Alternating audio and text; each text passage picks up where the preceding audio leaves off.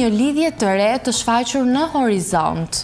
Sara Hoxha po përflitet për një marrëdhënie të re. Në fakt u përfol prej disa ditësh se ajo ishte në një marrëdhënie me djalin e një biznesmeni shumë të njohur në Shqipëri, por nuk e morën vesh deri më sot se cili ishte ai dhe për kë bëhet fjalë, për Erik Fullanin.